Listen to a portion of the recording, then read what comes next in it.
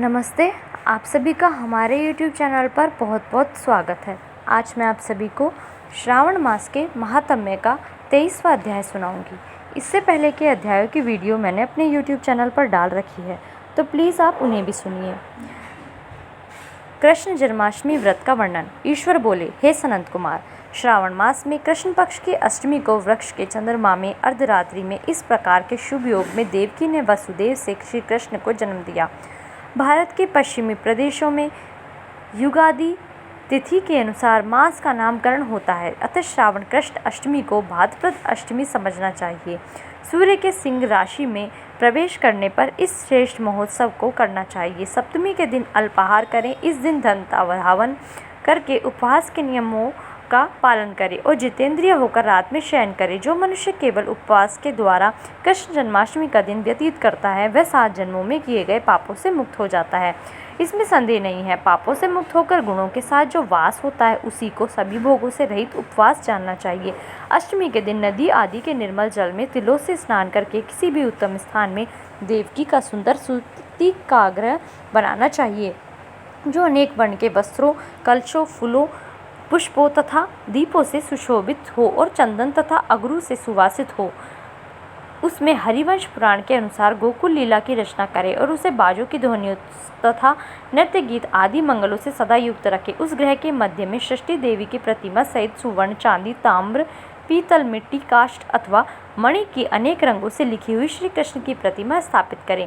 वहाँ आश्चर्य वाले पर्यक पलंग के ऊपर सभी शुभ लक्षणों से संपन्न प्रसूतावस्था वाली देवी की मूर्ति रखकर उन सबको एक मंच पर स्थापित करें और उस पर्यक में स्तनपान करते हुए सुप्त बाल रूप श्री कृष्ण को भी स्थापित करें। उस सूतिकाग्रह में एक स्थान पर कन्या को जन्म दी हुई यशोदा को भी कृष्ण के समीप लिखें। साथ ही साथ हाथ जोड़े हुए देवताओं, यक्षों, विद्याधरों तथा अन्य देव योगिनियों को भी लिखें और वहां पर खड्ग तथा ढाल धारण करके खड़े हुए वसुदेव को भी लिखें।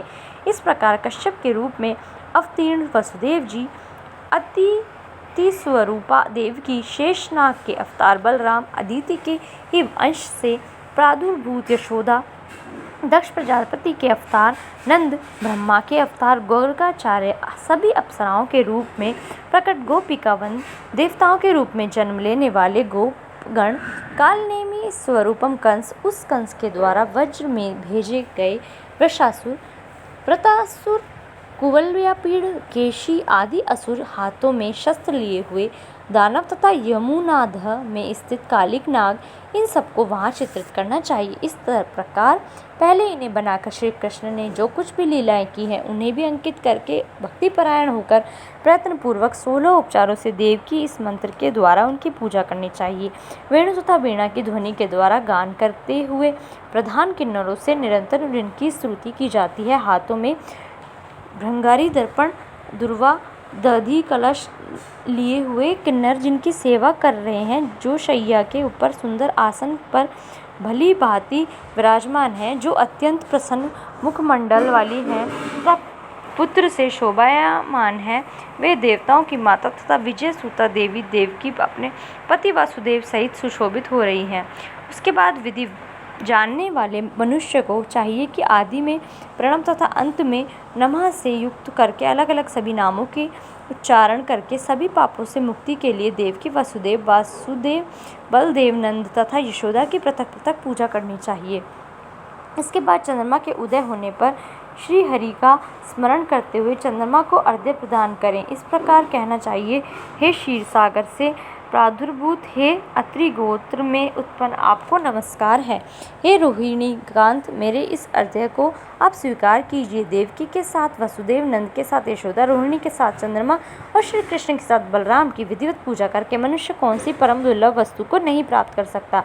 कृष्ण जन्माष्टमी का व्रत 1 करोड़ एकादशी व्रत के समान होता है। इस प्रकार से उस रात पूजन करके प्रातः नवमी तिथि को भगवती का जन्म महोत्सव वैसे ही मनाना चाहिए जैसे श्री कृष्ण का हुआ था।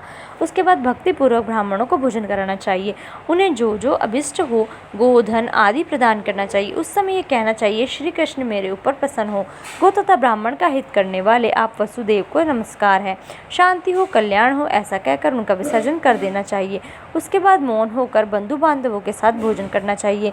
इस प्रकार जो प्रत्येक वर्ष विधान पूर्वक कृष्ण तथा भगवती का जन्म महोत्सव मनाता है वह यथोक्त फल प्राप्त करता है। उसे पुत्र, संतान, आरोग्य तथा अतुल्य सौभाग्य प्राप्त होता है। वह इस लोक में धार्मिक बुद्धि वाला होकर मृत्यु के बाद वैकुंठ लोक को जाता है। इस अनंत कुमार, अब इसके उद्यापन का वर्णन करूँगा। इसे किसी पुण्य दिन में विधि पूर्वक करें। इस दिन पूर्व एक बार भोजन करें और रात में हृदय में विष्णु का स्मरण करते हुए शयन करें। इसके बाद प्रातःकाल संध्या आदि करते संपन्न करके ब्राह्मणों स्वस्ति वाचन कराएं और आचार्य का वर्ण करके ऋतुजों को पूजा करें। इसके बाद वित्त शाठ्य से रहित होकर एक पल अथवा उसके आधे अथवा उसके भी आधे पल सुवर्ण की प्रतिमा बनवानी चाहिए।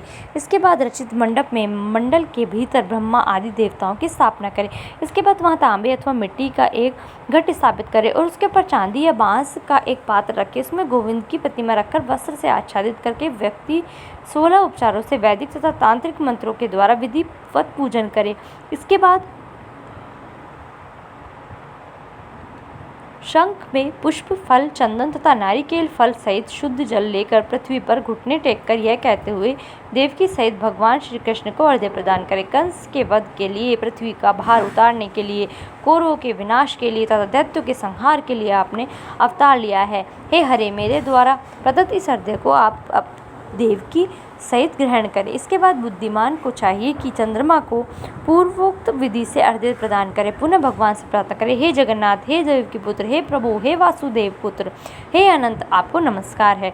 भवसागर से मेरी रक्षा कीजिए। इस प्रकार देवेश्वर से प्रार्थना करके रात्रि में जागरण करना चाहिए। पुनः प्रातःकाल शुद्ध जल से स्नान करके जनार्दन का पूजन खीर, तिल और घृत से मूल मंत्र के द्वारा भक्तिपूर्वक 108 आहुति देकर पुरुष सूक्त से हवन करें और पुनः इंद्र विष्णुवी चक्र में इस मंत्र से केवल घृत की आहुतियाँ देनी चाहिए। पुनः पूर्णाहुति देकर तथा होम शेष संपन्न करने के अनंतर आभूषण तथा वस्त्र आदि से आचार्य की पूजा करनी चाहिए।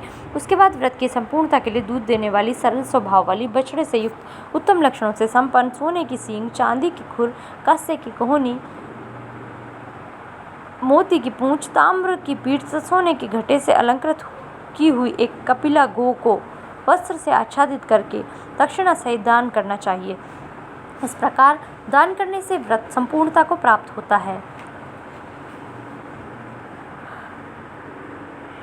कपिल गो के अभाव में अन्य गो भी दी जा सकती है। इसके बाद ऋषित्व जो को यथा योग्य दक्षिणा प्रदान करें। इसके बाद 8 ब्राह्मणों को भोजन कराएं और उन्हें भी दक्षिणा दें। पुनः सावधान होकर जल से परिपूर्ण कलश ब्राह्मणों को प्रदान करें और उनसे आज्ञा लेकर अपने बंधुओं के साथ भोजन करें। हे ब्रह्मपुत्र, इस प्रकार व्रत का उद्यापन करने इस पर वह बुद्धिमान मनुष्य उसी क्षण पाप रहित हो जाता है और पुत्र पौत्र से युक्त तथा धन धान्य से संपन्न होकर बहुत समय तक सुखों का भोग कर अंत में वैकुंठ प्राप्त करता है। इस प्रकार श्री स्कंद पुराण के अंतर्गत ईश्वर सनंत कुमार संवाद में श्रावण मास महात्म्य में कृष्ण जन्माष्टमी व्रत कथन नामक 23वां अध्याय पूर्ण हुआ। धन्यवाद। इस वीडियो में बस इतना ही। प्लीज़ आप मेरी वीडियोस को लाइक कीजिए, शेयर कीजिए और मेरे चैनल को सब्सक्राइब कीजिए। कमेंट सेक्शन में श्री शिवाय नमस्तुभ्यम, ओम नमः शिवाय ज़रूर लिखिए और बेल आइकन दबा लीजिए जिससे आगे आने वाली वीडियोस की नोटिफिकेशन आपको मिलती रहे।